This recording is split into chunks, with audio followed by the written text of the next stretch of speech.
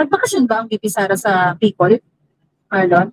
Ano umating siya ng piyesta ng Peña Francia. Okay. And ginawa niya sa bahay ng isang dalawang VP ito na nagpagpungan noon. Isang current VP at isang former VP. Former VP, no? Ang ganda nun, galing nun.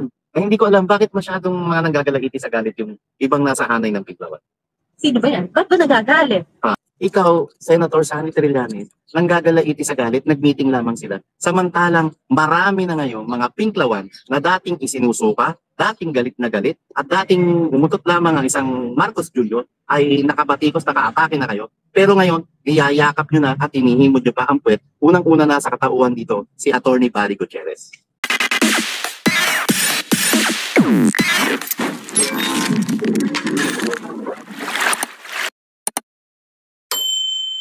Congratulations sa lahat ng nag-organize ng Maisog Rally Luksang Bayan 921.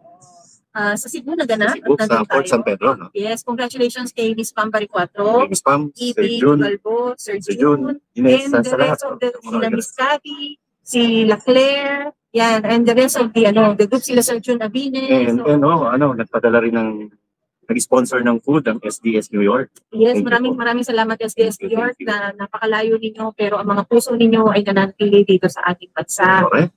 Liwasan mo rin fashion sa success. Oo, talagang kahit bumubuhos ang ulan, di ba? At merong surprise guest na dumating. Ito ay sa katauhan ni ang crush ng bayan, si Miss Cathy Dina. Ayun, di ba? Maraming salamat sa iyong paglutang finally, Miss Cathy Dina. Sa mga panahon ngayon, ang boses mo, ang poems mo na walang pwedeng kumontra. Walang pwedeng mag-debunk. Yes. Ang kailangan natin sa pagkasalukuyan, Marlon. Sa panahon ito? Sa panahon ito. Dahil, ano ba, Marlon, sa'yo? Ano ang martial law sa'yo? Martial law baby ako pa. Oo, pero siya, if you say martial law, what comes to mind right now? Pang-abuso. Yes. Yagan at lantaran. Walang patumanggang pang-abuso. Corruption, cronies, although sinabi ko na yun, feudalismo. Yun yung pang-abuso naman ng mga militar. Ako din, kapag sinabing martial law, human rights violation. Yun lang, automatic yun sa akin. Human rights violation, no? Kasi Marlon, parte ng speech ni Atty. Vic Rodriguez, alam mo ba, ang daming nag-message at nakapansin din kahapon na yung tono niya, parang nag-iba yung tono niya. Yung may umbang na. Talagang may asim na naman ito. Talagang mas diniinan talaga ito, no? Dahil alam mo bakit? Isang factor kasi ang audience, Marlon. Yung audience kahapon, very engaged. They understand, they show interest, and they banter with you. Kasi kung ini-engage, sumasagot din sila. Kaya ikaw na speaker na nasa entablado, nakikita mo ang emosyon ng tao, mas lalo kang nag-aalam. Lalo kang nag-inspire. Lalo kang nag-inspire. Talagang kulang na lang mag 1, 2, 3 job siya dun eh. Ang galing, ang galing. Parte ng mensahe niya, sinabi niya, Marlon, 52 years ago, tayo ay nasa kadiliman, gawa ng martial law. 52 years after, pinag-uusapan pa rin ito at nangyayari, walang formal declaration, Marlon, na tayo ay nasa ganong sitwasyon. Pero, all signs lead to us going there again. May similarity. May pagkakaiba lang ng concept. Dahil nung panahon ng martial law, nung diktador na ama, ang numero unong abusado, yung syempre nasa palasyo, at yung nasa... Papanggitin ko yung pangalan ng matandang yan. Si PH update. Kuya, kamusta? See you soon. Sa panahon noon, ang mga numero unong sa listahan ng abusado ay yung nasa palasyo ng Malacanang at yung nasa militar, nasa kanay ng militar, kasundaluhan. Pero ngayon, nandun syempre, top 1 pa rin yung nasa palasyo ng Malacanang at ang sumisugunda na pinaka-abusado sa kasalukuyan, kundi yung nasa hanay naman ng mga miyembro ng mababang kapulungan ng Kongreso. Grabe, nabanggit mo yan, Marlon. No? Ang isa sa pinaka-garapal, alam mo, ang Kongreso ngayon, di ba lagi natin sinasabi, di ba, it had become a joke na gusto nyo bang makita kung ano ang sitwasyon ng Pilipinas ngayon? Ito ay mula sa Mayor Baste. Tignan nyo lang ang mukha ni Liza Marcos. Yan po ang kalagayan ng ating bansa ngayon. Tama? Pero ngayon, nag-elevate na yun. Tignan nyo po ang kahumbangan na meron ang lower house. Yan po ang sitwasyon ng pang-aabuso ng karapatang pangtao sa mga panahon na. At pagbasda natin ang kanilang sobrang kayabangan, Yung pagiging sobrang entitled, no? Akala mo kung sino, akala mo sila na ang pinakamakapangyarihan sa balat ng Pilipinas. Pero masusuka ka dahil kung pagbabatayin natin yung mga record nila ng nakaraan, sila itong batbat ng korupsyon sa katawan at sila itong punong-puno ng anomalya sa kanilang natatampupan. Alam mo, Marlon, bago tayo nagsimula sa main event kahapon, nagkaroon tayo ng konting oras pa para makapag-lunch, para makahuntahan ng ating mga kaibigan dyan sa Cebu. Andyan sila. We were joined by Sir Jun Abine, Sir Ibi, Ibi Jugalbon, Miss Pam Baricuato, and the rest of the group na nandun. Tayo nakapagpuntahan. At yung sa... Attorney Cabales, tama ba? Yes, Attorney Cabales. And yung yung kwentuhan natin, Marlon, napunta ba sa usapan na itong kongreso ngayon ay kombinasyon ng salat sa karunungan pero magmukan ng mga yabang. Kayapangan, no? Diba? Tapos, timing nga yung sinabi ni Ma'am Joey. Pag ikaw, guwapo, okay lang maging bobo. Pero kung bobo ka na, ay hindi, mayabang puntahan na nga natin. Basta something gano'n no? Bobo ka na, mayabang ka pa. Timing yun yung pinag-uusapan natin. Yung gano'n din yung observation ni... Na para bang nandun siya sa lamesa kung saan. Oo, no? Kala mo. Kailan ka ba babalik? Ay, nasa China. Hello dyan, enjoy dyan, Ma'am Joey. Sabay yun, si Nick yun Ayan, no? Sabi ni Joey, pag bobo dapat mabait, pag mayabang dapat magaling. Huwag pagsabayin ang mayabang na bobo. Yun. Siya. Na alam mo bakit nasabi nating mga mangmang yung nasa kongreso? Aba, hindi nila alam yung mga rules mismo sa kanilang institusyon. Na kinakailangan pa ang isang Vice President Sara Duterte na isang abogado ang nag-remind sa kanila na malaki pinagkakaiba ng resource person sa witness. Alam mo ano pinakatakutan na nila ngayon yan? Yung president na nangyari yun. Dahil ngayon, alam mo na ang karapatan mo bilang resource person at lalong-lalong alam mo na ang karapatan mo bilang isang witness. So, sa ginawa ni VP Sara na yun, na-realize ng marami kung ano kamali ang ginawa nila sa isang former PIDEA agent, Jonathan Morales. Na resource person na nagkwekwento ng sarili niyang experience tungkol dun sa kaganapan na di umano ang isang then politician, Marcos Jr. was involved supposedly sa isang bypass operation na gagawin nila. Subject siya ng bypass operation. At yung mismong unit na yun, yes, ay nandun ginagawa yung pagpupulburon session nila. Yeah. Hindi lang yun pa. Pwede rin ilapit dito yung kaso rin ni Atty. Harry Roque. Yes. At ang masaklap, isang resource person na binaboy rin nila. No? Masyado nilang sinira ang dignidad at napakasakit yung ginawa nila. Nga ultimo, ang asawa ni dating spokesman Harry Roque ay pinatawag sa Kongreso para lamang pilitin itong ilabas ang sandal ng kanyang asawa. Mali yun, Marlon. Kasi halimbawa, ikaw ang resource nila, ikaw naman ang may involvement sa isang kaso. Dahil hindi kita mahanap, dahil nagtago pa, ako na katuwang mo ang ipapatawag mo. Mali-mali yan. Alam mo ba, Marlon? Naaalala mo ba yung... Sakit nun. Sobrang. Sakit nun sa pamilya Roque. Naaalala mo ba ang isang chapter sa libro ng Kingmaker? Kala ko sa ating mahulog. Yung chapter sa libro ng Kingmaker, meron dong usapan between a man and a man na ang sinasabi, walang galawan ng asawa. So, ako ang involved, ako lang. Pamilya ko, wag niyong kakantiin. Tama. At diyan nasaktan una. Banggitin natin.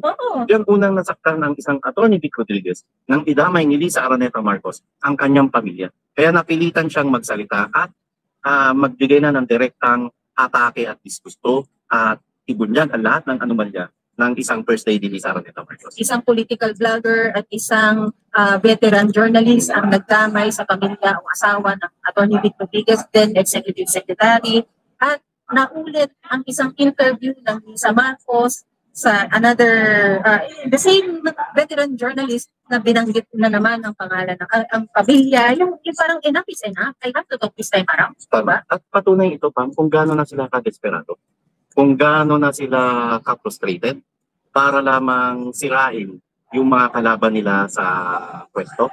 At ganito rin sila ka-insecure dahil alam nila na sobra pa rin pagpalo paitaas ng popularity ratings ni Vice President Sara Duterte. Kaya lahat ng mga nasa paligid ng pamilya Duterte ay pinipilayan. Bakit ba gusto nilang bumaba yung ratings ng isang Vicky Sara? Kasi gusto nila, hindi na maalis sila sa pwesto kahit tapos na ang termino ng isang Ferdinand Bongbong Marcos sa 2028 at sila pa rin ang magpapatuloy. At bilang patunay rito, gusto nila na pipilitin pa rin nila yung charter change. Kaya yung midterm elections, napaka-critical nito. Napaka-critical nito. Dahil alam natin na ang charter change o People's Initiative at pati yung impeachment case laban kay Vice President Sara ay isang numbers game. So numero ang mananaig dito at numero ang magpapasya kung magwawagi yung isinusulong nilang pag-alis sa pwesto kay Vice President Sara Duterte at yung sinusulong nilang pagbabago sa saligang batas. Question, Marlon. Do you honestly think na sa paraan mo na, alam mo yung yung minamanipula mo ang sistema para manatili ka sa pwesto will actually make you stay in power without doing anything, such as delivering your mandate to the Filipino people, such as doing more projects for the country or more opportunities, job opportunities na pang long term na merong yung goal nito ay yung progressive. Ano ang titignan ng mga tao sa'yo para sabihin, sana may continuity ng kanilang bagong Pilipinas? Do you honestly think na just to manipulate it will keep you in power? Stay in power? Ang ginagawa nga nila ngayon ay kabi-kabilang ayuda.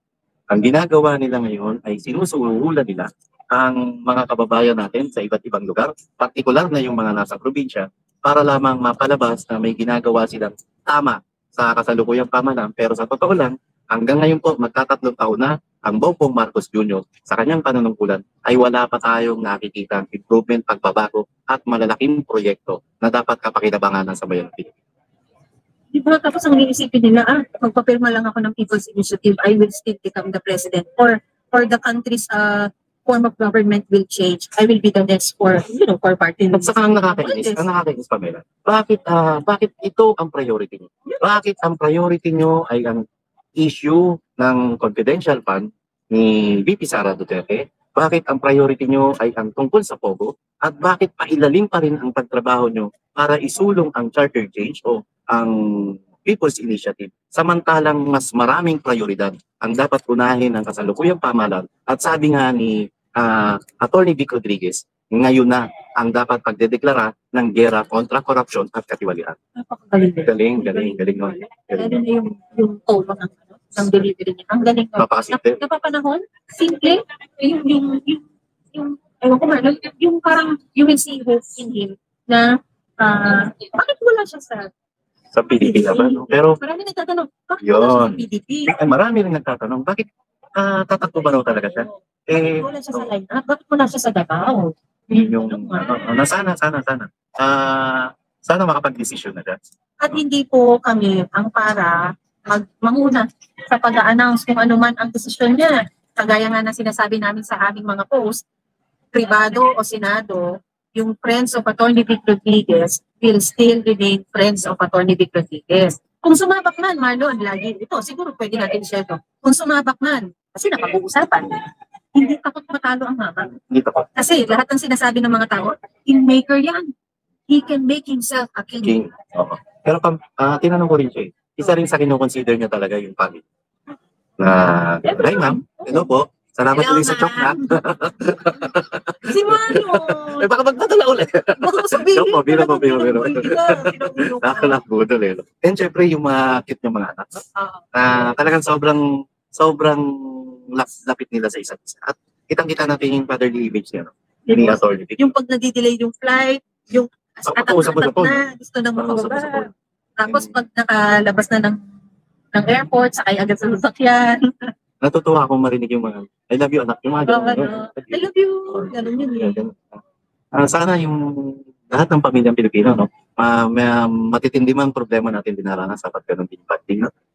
Bago tayo pumunta sa main topic natin, Marlon, gusto ko lang i-end itong recap natin ng successful event yesterday na sinabi din ng isang Attorney Vic Rodriguez sa kanyang pahayag kahapon na kung tayo po ay kontento na sa ating natatanggap na ayuda, kung tayo po ay kontento na pinapanood lang ang kasinungalingan ng isang Marcos Jr. dahil nga nagsinungaling ito sa 5,500 flood controls, sino ba naman ang isang maisog o grupo ng maisog ang para hindian kung saan, para pigilan kung saan kayo kontento na. Pero yun po ay direktang message sa atin, mensahe, na nagsasabing, huwag po tayong makontento sa ganito lang.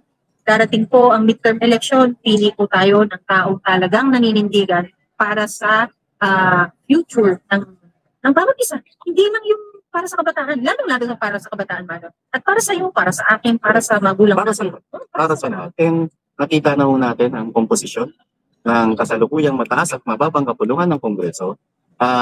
Hindi naman po sa pag-ano. Talagang ngayon ho ang pinakamaraming senador at pinakamaraming congressman na sabagay sa Senado ang salat, alam mo, salat sa karunungan at katalinuhan yung karamihan sa mga nakaupo sa kanila. Pasintabi na lang. And doon naman sa Kongreso, hindi salat. Sobra-sobra naman ang kanilang kayabangan, karangyaan at katakawan. Daig pa ng mga to yung buhaya, Pamela. Kasi ang buhaya, pag nabusog, nagpapahinga. Ito walang pahinga sa pagnanakaw ng kaba ng bayan. Sobra-sobra. Yung salat na sila sa karunungan, bukbukan pa ng mga yabang at kala mo, sila ang God's gift to legislation. Diba? Kala mo sila na. And kala mo sila na rin Kala mo sila na rin ang hustisya. Para kung makapagpakulong ng kanilang mga resource person, masyado nyo nang binababoy ang institusyon. Kaya tayo po ay suportahan natin ng isang VP Sara na nagbigay paliwanag sa ating lahat na iiba ang karapatan ng isang resource speaker versus witnesses. So dapat ito ay maging president sa mga susunod pang mga hearing na magaganap dyan, be it at Congress or be it at Senate, Marlon, na dapat pupunta ka doon, alam mo ang iyong karapatan. No? And ito, na rin to pagpapakita na rin ito kung anong sistema ng pang-aabuso ang mangyayari sakaling maituloy nila yung plano nilang pagbabago ng saligang batas sa pamamagitan ng parliamentary forms of government. Kasi sa parliamentary forms of government, ang magdidesisyon doon yung mga miyembro ng parliament, yung mga members of the parliament. At dito pa lang sa mababang kapulungan ng Kongreso, sila mismo, imagine niyo kung sila ngayon ang members of the parliament at nakikinig sa dikta ng kanilang Panginoon na si Tambi. Di ba? And siyang prime minister, wala na. Ganito ho ang magiging figurehead na lang ang presidente. Ganito ho ang mangyayari sa Pilipinas, sa gobyerno, kung manaig ang sinusulong nilang pagbabago sa saligang batas. Kaya mag-isip po tayo, wag po tayong makontento sa kung ano man ang sinusubo nila sa atin. And wag po tayo, nakaumang pa rin mo yan, kasama pa rin yan sa kanilang plano. Ang plano nila, i-impeach ang VP Sara. Ang plano nila, ipakulong ang Tatay Digong. At ipakulong yung iba pang mga nasa paligid ng mga Duterte.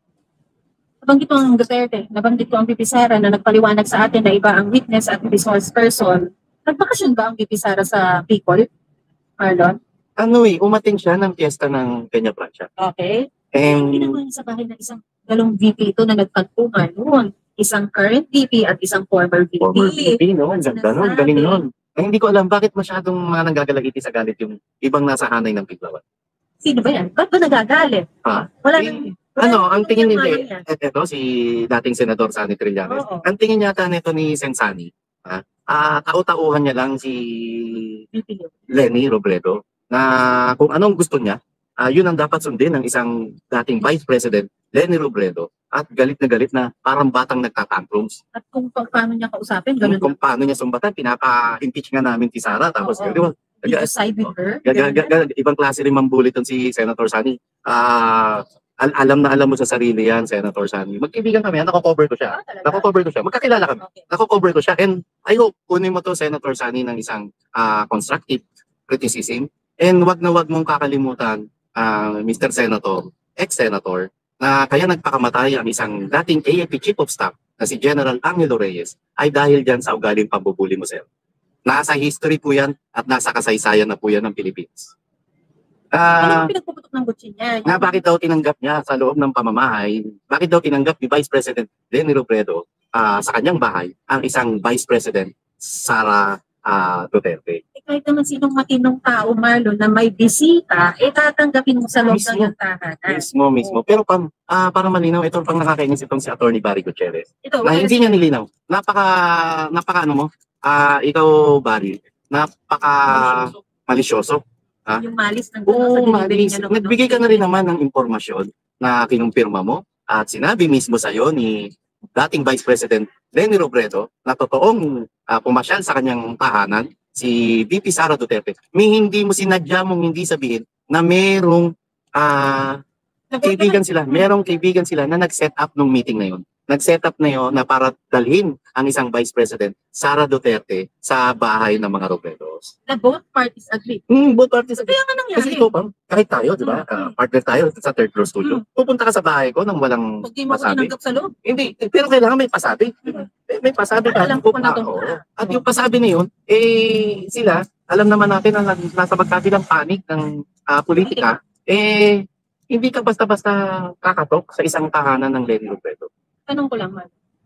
Nasa ang kulay na ba nga ng direksyon ngayon itong si former VP spokesperson? But, actually, yun nga yung ano ko. Hindi ba napabalitan na ito ay nasa Malacanang ngayon?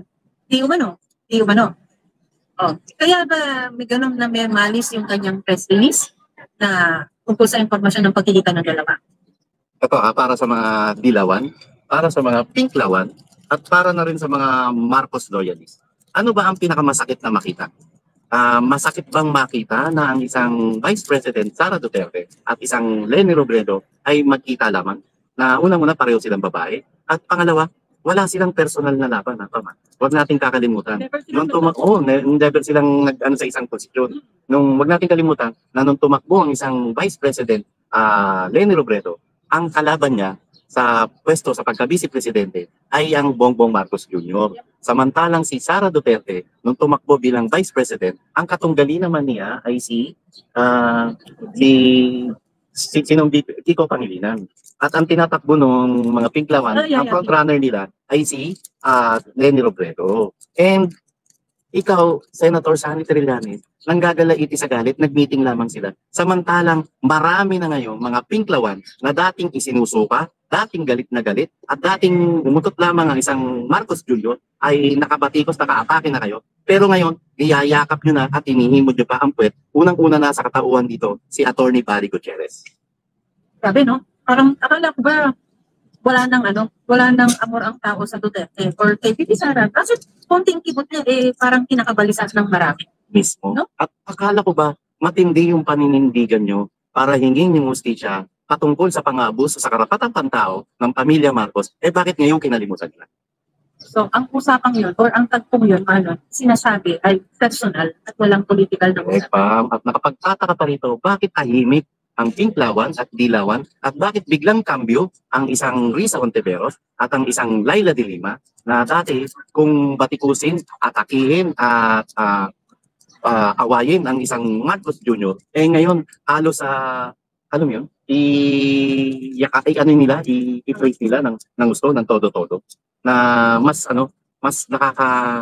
nakakadiring tingnan at napakalaswa. Gagamitin ko na yung salita. Napakalaswa na kayo dating sinusukan nyo ang pamilya Marcos, pero ngayon, nagsasawalang kibo kayo tungkol sa pang-aabuso ng kasalukuyang pamahalaan.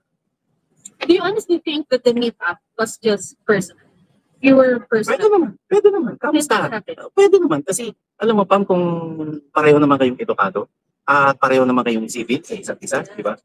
Pwede naman kayong magkamustahan na lang ng hi, hello. And ang maganda rito, ang kamustahan nyo tungkol sa mga pamilya nyo, na isang napakagandang ugali ng bawat Pilipino. Parang ang dalawang inang ay parehong mga nanay. Parehong nanay. Parehong At parehong naging vice president. Yes. At ang sinasabi mo is, pareho silang edukado. Parehong abogado. Parehong abogado. Yung pagiging edukado nila, Malo, it showed by meeting us. Na, di ba, they could have said no. Pwede niyang sinabi, hindi ko tatanggapin. Dahil nilapastangan ako o siniraan ako ng tatay niya. Pero hindi niya ginawa. Tinanggap niya. And even between Lenny and former President Duterte, kahit talagang magka-clash sila, yung dugo nila talagang hindi maghalo, Marlon. Remember, when the pressmen at that time asked Digong kung ipapa-impeach niya ang isang VP, Leni Robredo, Digong said, stop it. Stop it. At yun ang tunay na leader. He was elected and we have to respect yung result ng election. Bakit ngayon? Walang Bongbong Marcos Jr. ang nagsasabi sa kanyang pinsan at sa iba pang mga kalyado niyang kongresista na ininto niyang plano niyong pagpapa-impeach sa ina-applyan niyang BFF na si Sara Duterte. Alam mo bakit? Bakit? Hindi edukado. Oh, alam mo rin bakit? Bakit? Ha? Bangat. Oh, bangat. Alam mo, Marlon, napakasimpleng bagay ang pagiging allegedly bangat ng masagot. By Hair doing follicle. a hair follicle test, Hair follicle hindi mo test. ginagawa. Hair follicle. Napakasimple. Marlon, galing. Oo, kaya lilipad yan, babalik sa'yo. May ganun. Kalapati? Oo nga, kaya niyan, babalikin. Sa pamamagitan lang ng pito. And kakantahan ka niyan. Pamela. Alam mo, Marlon, pag ikaw nakailan yan sa ulo, Ito? oo, Huwag magiging naman. semento Ang ka. sakit nung pag naiputan ka sa ulo. Pero alam mo yung alam mo na, alam ko na hindi nakakalimutan ng isang Leni Robredo ang issue patungkol sa pinakamamahal niyang asawa na si Jessie Robredo na pilit ginigiba noong buhay pa ito sa administrasyong Noynoy Aquino. Dahil At, ito, ay, ito yung balay. sa ano, di ba? Balay and Samar Group. Oo. Ang Balay, ito yung grupo nila Maroas. At ang Samar Group, ito yung grupo nila Jojo Ochoa. And Ayan ang mga pangalan na yan, Marlon. Lagi na lang yung pangalan. Hindi, nasa dyaryo to. Kahit i-google nyo. Nung namatay ang isang Jessie Robredo, may mga nagsasabi na kaya bumagsak ang eroplano nito dahil sinabotahe. At nung namatay ang Jessie Robredo, dating DILG Secretary Jessie Robredo, na pinakamamahal na asawa, naging isang asawa ni Vice President Leni Robredo, biglang-bigla niransak yung opisina ni DILG Secretary Jessie Robredo. Dahil, at pinunod ang mga files. Tama ba? Pinulekta ang mga files. At yung mga files na yon, hindi ko alam kung kasama ron yung files na sinasabi ni Agent Jonathan Morales. Nang tinuturo naman ni Agent Jonathan Morales na pumigil para doon sa hinihingi niyang pre-ops operation, ay isang Executive Secretary Paquito Jojo Ochoa noon. It's all making sense now, no? Oo, na merong yun nga yung tanong, napag-usapan din kaya yun. Although, I'm not sure, hindi alam to, kung may aware dito si Vice President Sara Duterte. Pero bilang may bahay ng isang Jessie Robredo, hindi niya makakalimutan ang mga anggulong ito. At lumilitaw ngayon, tama ang sinabi ni Ma'am Maharlika kagabi, Pam, na nagagamit lang. Oo, nakapag-vlog pa. Na nagagamit, pareho silang nagamit. Nagamit ang isang Sara Duterte sa salitang unity at ang isang Leni Robredo nagamit ng tinklawan at ng dilawan. Na ngayon biglang-bigla na lang inaabandon at ang masaklap, Atty. Barry Gutierrez, karamihan sa inyo ay nakatawid na ngayon at nasa empleyado na rin ng Malacanang. Actually, Marlon, ang tanong ko dyan is, paano nakarating kay Atty. Barry yung informasyon na Maaring tumawag siya. Maaring yung may trust pa rin sa kanya kasi dati siya spokesman. Sa tingin ko lang maaring may trust pa rin sa kanya isang Leni Robredo. Sinabi, ganun. Kailan may mga pinigil siyang detalye. Napaka-malisyoso. Hindi ko alam kung gawain nyo ng isang tunay na lalaki. Diba? Hindi mo sinabi, tunay na edukadong lawyer. Hindi mo sinabi, Atty. Barry, na merong isang tao o merong ilang tao ang nag-set up ng meeting na yon. At bakit hindi mo masabi-sabi? At bakit kinakailangan yung i-announce? Para pagmukhain yung nagmamakaawa ang isang Vice President Sara Robredo? Hindi po. Hindi para sa katauhan ngayon, sa kalagayan ngayon ni Leni Robredo na nananahimik, para pagmakaawa pa ang isang Vice President Sara. Hindi ho. Yung mga buhaya nga sa Kongreso, hinarap mag-isa ng isang Vice President Sara na hindi niya kailangan ng tulong at sinabihan niya mismo ang dating Pangulong Gloria Macapagal Arroyo, si Congressman Dante Marcoleta na wag na ho kayo masyadong okay lang po ako. Huwag kayong magpagastos sa akin. So talagang yung pagpunta ron ni VP Sara, bilang statesman. At kung paano ba tawagin ng mga maginoong babae?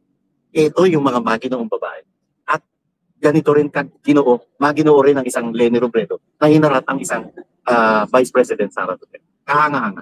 Speaking of VP Sara na maginoo, Marlon, pag samasamahin mo lahat ng young balls ng mga congressmen yan, ayan, Marlon, ganun kalaki ang balls ng isang VP Sara. Mismo. At sa Kongreso, wala kang makitang maginoo. Lahat doon, puro bastos.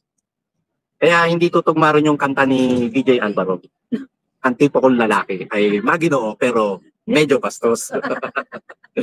Yung walang Speaking of bastos. Ayun, Marlon, ako. Eto pa. And although, speaking of bastos, bastos, basta ka bastosan. Pamela, alam mo naman, basta ka bastosan.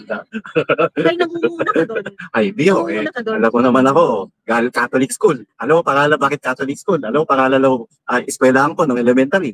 Padre Burgos Elementary School. Catholic na Catholic. Hindi, sabihin ko lang kung bakit itong kaibigan natin mapinyo talaga. Kahapon, nandun tayo sa crowd. Siyempre, may mga nakakakilan, nagpapapicture. Nung patapos na kami, may lumapit. Sa akin, kasi medyo busy nagdadaldal si Marlon. Sabi niya, ma'am, sabi niya, mister mo, sabi niya. Tapos sabi, hinampas ko si Marlon sa likod ngayon para humarap sa amin. Sabi ko, hoy, mister, bakit ang sabi ni Marlon? Kadiri! Sabi ko, kasabahay ko po. Hindi ko ba bastos? Joke lang.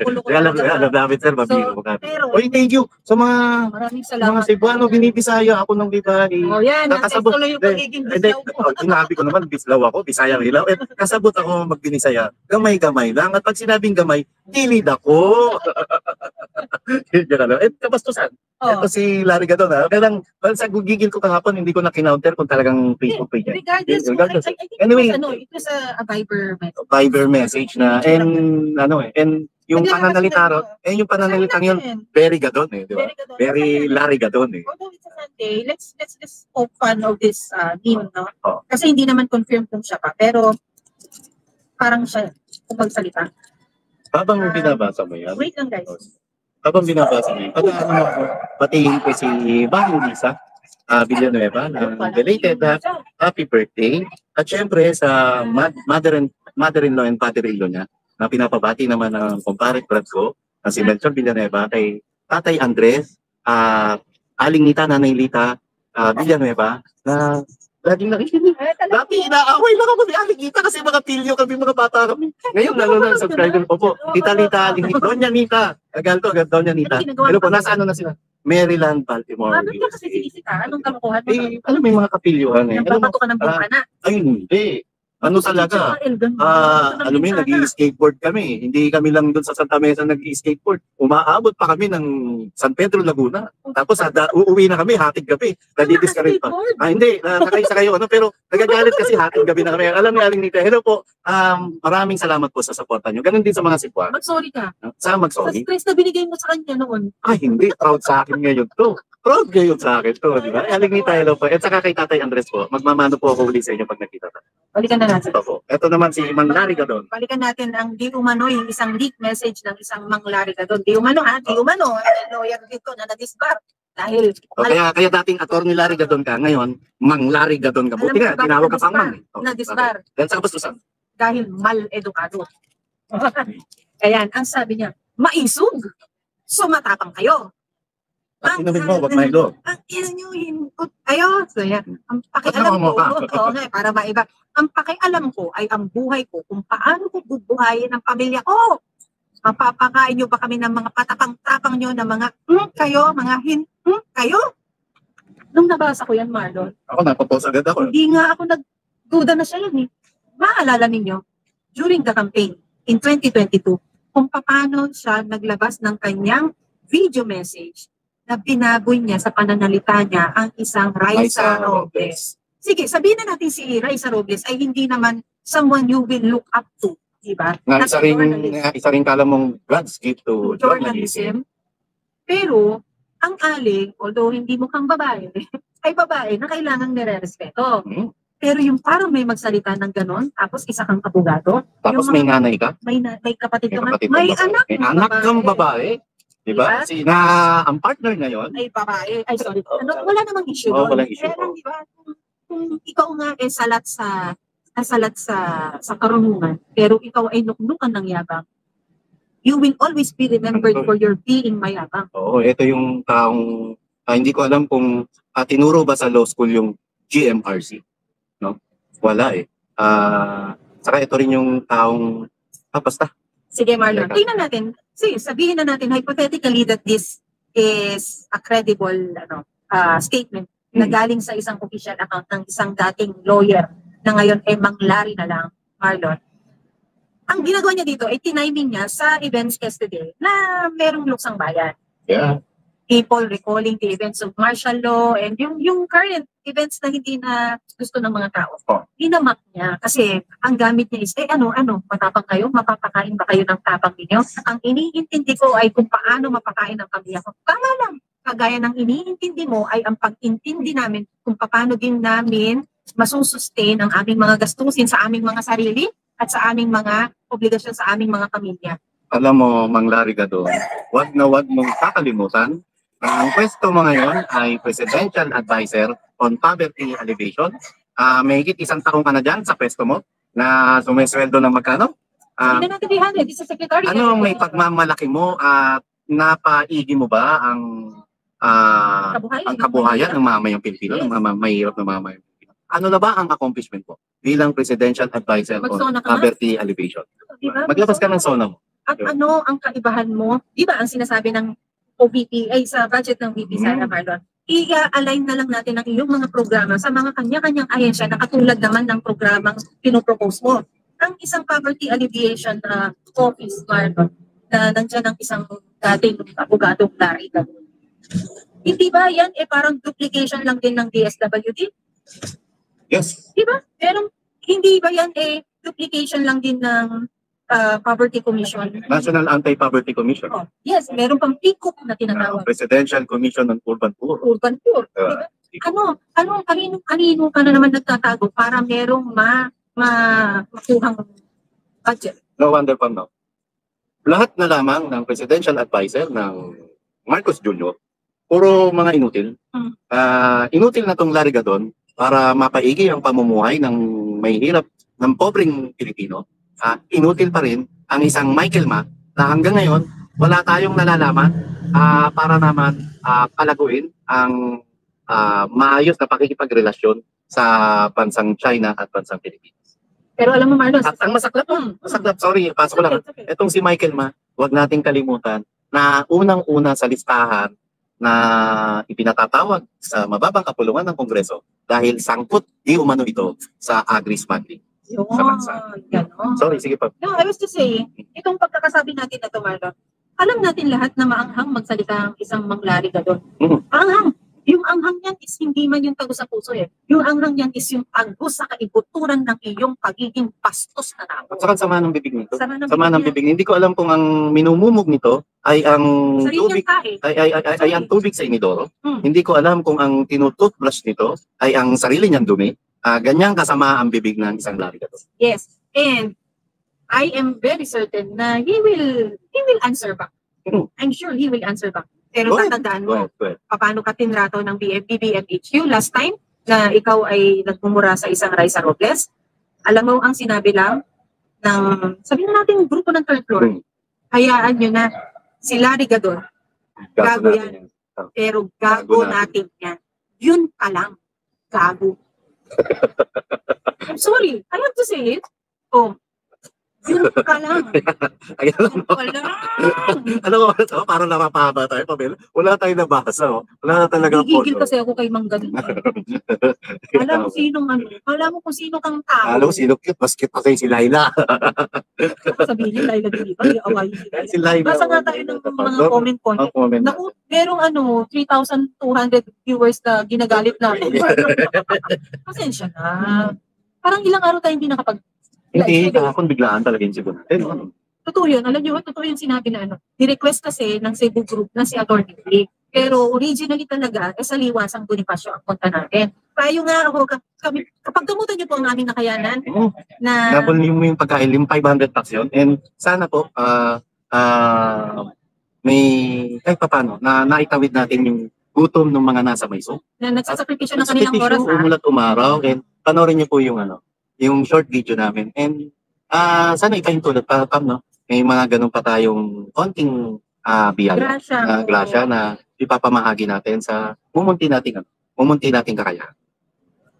Sabi ni Marlon, ni Fred Dumba, tama kayo, press on. Ano nga ba ang nagawa to alleviate poverty? Puro yaw-yaw naman. Yes. You also have to remember, Marlon, na ang basis ng isang dating abogado na ngayon ay Mang Larry Gadon na lamang na hindi naghihirap ang bansa. Ang bilang ng tao na nasa loob ng hall. Dahil Grabe, daw no? maraming tao ang Kapal nasa ng mukha mall, niyo sabihin yun. No? hindi daw naghihirap ang sambayan ng Pilipinas. Saka hindi ka kinikilabutan na sabihin yun, naturingang presidential advisor ka on poverty alleviation at ang argumento mo, ganun, na hindi naghihirap ang mamayang Pilipino dahil lagi silang nasa mall. Yan ang tinatawag natin, Marlon, na salat sa kaalaman pero nuknukan niyang yabang. Yabang, hindi mo ba alam na karamihan sa ating mga kababayan ay nakukontento na lamang ang pumunta sa mall, manood ng Facebook, sa TikTok, para lamang makalimutan yung dinaranas silang kahirapan sa kasalukuyang pamahalaan. So, Filibuster TV, easy, easy. Yeah. Sabi niya, tapos sabi naman ni Miss Vivian D. from Copenhagen, watching siya. Sabi ni D. Gerdy? Kalma lang, ma'am. Gagalit kasi si ano eh. Si Boss Padong, Arakilis. Nandiyan ba siya? Nandito Ay, raw, hello po, sir. hello po, may nagano, hindi ko na nabasa. Ay, Kapadong, nasa akin pa po yung nasa akin pa yung libro nyo. Oo, baka Pati ng mga bistakeros. Yes. Sa akin pa po, may personal dedication po ni Atty. Vic. Dapat ibibigay ko kahapon sa Liwasang Bonifacio. Bigla naman kami napalipat ng Cebu. And meron akong kinapiliban doon, yung architect booth. Nagaya mga ganito, mga ganito. Or next time na lang tayo mag-banding. Uy, si Meray, magkalugar daw kami. Saan po kayo, Meray? Okay. Ay, kanda ka pa? Sabi ni Miss Aloha, watching from Chiba, Japan. Hi to both. Ohayo po, ohayo gozaimasu. Atarimay, ang kinay de cho, and sok-sok ne. Duri don duri. Tama. Kampay dumisay, gamangisay, sok-sok ne. Kapay ne. Kampay dumisay, gamangisay. Sok-sok ne. Kaibigan dyan, ha? Sabi ni Archangel, umalis na mga factory dito sa Pinas, kawawa talaga. Totoo yan. Totoo yan. Yeah. Sobra. OFW hero, Gatundo po. Loyalty medalist, Rollbuster. Dani Tindugan, ask ko lang, kasama ba si Atty. Vic sa lineup ng PDP? Tanong din po namin yan. Tanong din mo. Sa ngayon po, hindi pa po. And at sa mga nagtatanong bakit wala siya sa PDP. Kasi hindi ko siya PDP. Dahil hindi ko siya PDP. Opo. At siya ba ay nabintang? Pero si Pamela ho ay PDP. Kaya sa mga PDP dyan, laban lang. Mga PDP at mga kaalyado ng PWD. Ay, ano yun? Si Mami Guanzon. Mami Guanzon. Di ba yung sa PWD party list? Hindi. Ang PDP, pambansang dalaga ng Pilipinas. Ang PWD, person without jowa. Yeah. Sino yung binabati ko si Aling? Aling Nita. Kahit ako si Aling Nita talaga. Mag-visit sa'yo. Aling Nita, hello po. Aling Nita, ibalik niyo po ang visit Pag-uwi niyo. Pag-uwi nyo rito, Aling Nits, malamang amoy stateside kayo. Thank you kay Ki sa iyong may mga hello from Toronto, Canada, sa wakas, mga chamba sa live nyo. Sabi ni Bisugo, may libro pa po may libro pa ng Kingmaker sa Canada. Puntahan nyo lang po yung community page namin. Order pa po. Si ba tatakbo sa cinema? Hindi po namin alam. Hindi namin. Tanong mo siya, active siya sa kanya. Nakapag-condolence na ba tayo kay Dr. Ray? Using your name. Aming pakikiramay po. Pakikiramay po sa pagkakaw ng iyong mahal na apat. Si Justice ka doon. Yun ang role model niya sa pagiging patriotic niya, Marlon. At naman ito rin yung dating congressman. I believe, yes. Kaya galit siya ngayon sa sa sistema ng Kongreso. Dahil lumaki itong nakikita na ang ama niya ay tuwid at tama ang direksyon. Condolence po. Condolence po. Cathy Magbago, watching from Singapore. Ano raw, sabi ni Meray, kung maglo-launching daw ba sa Singapore. Wala pa pong plano. Wala pa po. Maria Luisa Sotaso, naniniwala ko sila Ochoa, isa sa may alam pagkamatay ni Jesse Robredo. Kita mo, naalala nila yung mga ganun. Actually, Marlon, yung pagpanaw ng isang Jesse Robredo, Marlon, yan ay nagsimula dyan ng maraming teorya, maraming istorya. Hanggang ngayon hindi nasasagot actually. Pero ang pinaka-question dyan is, nung siya ay napabalitang, pumanaw sa isang airplane crash, di ba? Ang pinakatanong dyan is bakit nga kinailangan salakayin ang kanyang opisina para kunin yung mga dokumento. Para kunin ang mga dokumento. Ano ang alam niya na hindi niya naibahagi bago pa man siya pumanaw? Oo, at kasama ba ron sa dokumentong yun, yung dokumentong hinahanap ni Agent Jonathan Morales? Yun, di ba? Tanong natin. Congratulations also to Agent Jonathan Morales for being a maisug. Ako po ay nabibilib sa bagong disiplina na meron siya, Marlon, sa paraan ng kanyang pag-deliver ng isang mensahe. Iba din ang dating, Marlon. Kasing galing ni Escledelio na ano. Maraming salamat. Bakit magaling? Nagpakulay. Alam mo, may tanong dito, Miss Ofelia Garcia, may we no workout bang coalition? Hindi ka sure? Posible, and posible po na may mga ilang tatakbo na independent pero mag-guest candidate. Posible lahat. May coalition. Sa ating observation, Marlon. Pobreng Pinoy, ibalik ang tumataginting na op-op kay Mang Larry. Hindi dapat yung di ba Marlon? Siya ang sigaw niya lagi na maraming nagiliw at maraming nainis yung laging sumisigil na, opo, ganun, di ba? Sana i-apply niya sa sarili niya yun na hindi siya yung sinisigaw ng Wala naman nagawa si Gadon na Secretary ng Poverty Alleviation. True. Grace, andito nga si Kabadong. Marami nagpapahay sa iyo dito. Kabadong Aratiles. Sa mga hindi pa po nakasubscribe sa kanya, subscribe po siya. Ay, ito Marlon, basahin natin. Sabi ng isang Zaldi Franco, next year, antay lang kayo. Before 6 months, pag umarangkada ang dekadang loyalist na nag-aantay ng closing na kung kanino susuporta, dyan kayo magigising. Pwede wow. Ang salitang loyalista, referring to the red yan, Marlon. Yeah. Ang amin lang naman po, ang challenge lang namin dito is, magpakita ko kayo ng magandang gawa ninyo, hindi yung puro kangkang, puro korupsyon. At saka ang challenge dito, pansinin nyo ang, pasok ko lang doon sa Dilawan, and Pink Lawan. Gigil na gigil kayo patungkol doon sa magkano yung estate tax? Doon sa estate tax? Billion yun. Billion na estate tax, no? Na pinababayaran nyo. At gigil na gigil kayo na mabigyan hustisya at magkaroon ng sapat na kabayaran ng mga biktima ng pang-abuso ng martial law. Bakit wala kayong panggigigil para naman busisiin at alamin kung saan ba talaga napunta yung 1.5 billion pesos a day na pondo sa flood control project dahil alam natin ngayon, konting ulan lang, grabe pa rin ang baka. Hindi lamang sa Metro Manila, hindi lamang sa Luzon, kundi pati sa Visayas at Mindanao. Or may sabi ni Sir Turquoise Blue, ay baka na-misgender, sabi ni Turquoise Blue, huwag na pong sumagot sa trolls, bawat sagot sa kanila kumikita ng 500 na galing sa Kaban ng Bayan. Okay lang po yung 500 na yan, pambili niya ng bigas at siguro pagkasyahin niya sa isang linggong pagkain para sa kanyang sarili o sa kanyang pamilya. Sinabi mo 20 pesos? 500 na 500. Galing sa Kaban ng Bayan. Ito, 20 rin. 20. Pero dollar to. Galing kay Gigi Ascuna. Mabuhay po kayo, Pam and Marlon. Salamat sa pakikibat at pagmamahal sa bayan. Kapwa ako mga Pilipino, please get out and speak out po. Walang magsasave sa atin kundi tayo lang. Magbuklod-buklod po tayo and mabuhay. Mabuhay! At isang malaking pasasalamat bago tayo magtapos, Marlon. Sa isang Miss Cathy Bina na lumat at nagpahayag ng kanyang malisok na boses at storya sa entablado ng malisok. Saka wala talang atibinag na socialite. Talagang kahit lakas ng ulan, todo pagbibigay ng kanyang saloobin sa liwasang pagkasyo. Marlon, can we address yung KOJC statement? Due to the notice of KOJC's non-participation in Maisa Grants, due to the many constraints, the Kingdom of Jesus Christ or KOJC is no longer able to participate in any Maisa Grant. KOJC Ministries work main work is in evangelism. And for a while, we all know na na-neglect nila to dahil sa pakikipaglaban sa kanilang mga karapatan. And they are saying, thank you for your kind understanding. May the Almighty Father bless us all. This was from KOJC and signed by, ito si Sir Marlon Acobo, ang kanilang executive minister. What's your take on this one? Yun ang respeto ko. And baka napagod lamang sila pansamantala and I know na nandyan lamang sila and malay mo, baka kahapon lamang sila hindi nakapag-participate and anuman ang desisyon nila ay nire-respeto ko pa. I just would also like to share to everyone kung ano din ang take ng isang Miss Cathy Binag dito sa statement na to. Ang sabi niya is they have been through a lot, magpapahinga lang sila and it does not mean that they are stopping what everyone started. But rather only recharging.